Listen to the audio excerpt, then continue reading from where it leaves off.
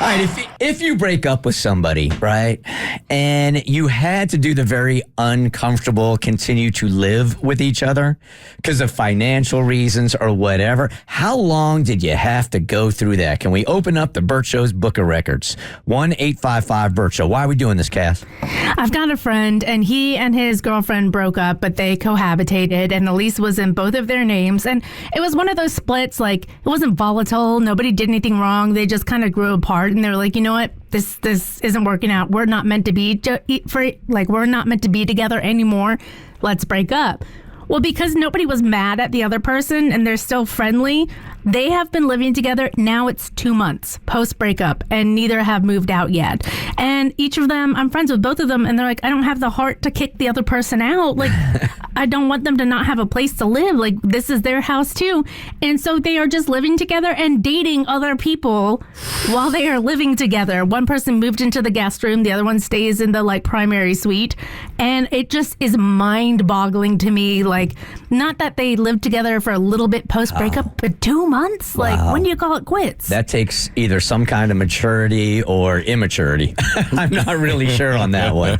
I know that when I got divorced, that, living in the house together after we had made that decision was part of the toughest parts of my life right there. And I needed to get out as quickly as I could, man. I had to find a place really close to the kids, but living there every single day with that hanging would not have been a long-term, so it would not have been healthy. It wouldn't have been healthy with the kids. I had to get out, but I know that there are a lot of people financially that just can't. So one decides to live upstairs, the other one's downstairs, and until one can find somewhere else to live, they'll do this for months and months at a time. And I get that from a financial standpoint. I just don't know if I could bear to date anybody while my ex is still in the home. I couldn't. I don't think I could get back out there until I was all right. Yeah. Rosalie, good morning. You are part of the Bert Show. How long did you go broken up yet in the same place together? For a year. Oh, wow. Oh, why? And we only dated 3 months. When we moved into a house, and we were only together 3 months, and then after 3 months, he said he couldn't do it anymore, and it was because he had a son, and I had a son, and he said he couldn't love my son as much as he loved his own child. So, yep. And we had to live together like that for a year for financial reasons and for the lease that we had signed. And the kids were in the house as well, so both families were there as well?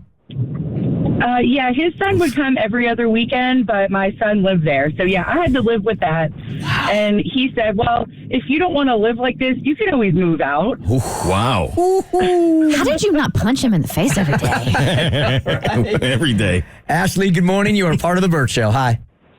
Good morning, guys. Good morning. You all. Thank you. Yeah, so my ex and I stayed together, well, not together, but in the house together for embarrassingly, about 14 months. Wow. 14 months. We need deets on this one. What happened? Well, the financial thing was a big part. And then for the kids' perspective, we tried to, I guess, make it to where it was easier for them, but we realized that, I realize now that was a terrible mistake. It was probably confusing for them, no? Yeah, definitely. And I think to the point of dating someone, I felt the same way. I didn't want to go out and date someone because I kind of felt still attached, right? You know, I felt thing. So it was a bad situation. I mean, I would not recommend it.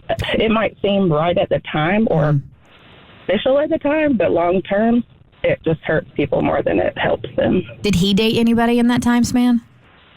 He did. He did. Oh, God, that's so painful. So painful. All right, so we're looking for the longest. 14 months is our... 14 months. We're going to blow that out of the water here. Hey, Sally, good morning. You were on the Bert Show. Good morning, you guys. Morning. What's going on? You tell us. All right, longest that you guys were broken up, yet still living under the same roof. 7 years. Whoa. So I'm the big winner, right? Well, The big winner.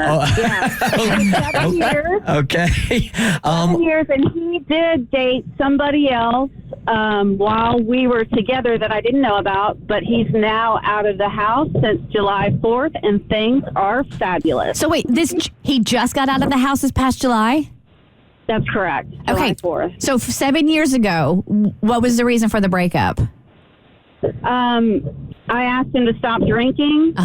Quite frankly, he's an alcoholic, Okay. and he said, "Forget it, not doing it." So he chose booze over you. Emotionally, yes, and the children. We have 2 kids, so it was a very slow disconnection. We just kept getting further and further apart. And did the kids know in the 7 years that you guys weren't together yet still living in the same house? They have to know something because, they were little, so I would sleep in one of their beds or sleep downstairs. So they had to know something. Well, yes, Sally, you are the big winner. By a wide margin. Right? We can't get even close. Can't even get close, Sally. I appreciate you calling. No, it was tough. Thanks, guys. No Bye. doubt, man. That's real tough. Wow, that's a long time. Entertainment Buzz. I like bourbon. I like Tito's, Yeah. but not that much. The Bert Show. Like what you just watched, you can get more of The Bert Show on your favorite podcast platform. Wherever you listen to your podcast, you can find us. I don't know what any of these buttons do, by the way.